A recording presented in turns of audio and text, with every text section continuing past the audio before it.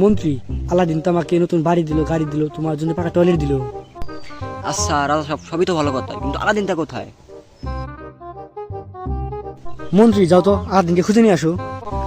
আমি এক্ষুনি যাচ্ছি আলাদিনকে খুঁজে আনতে।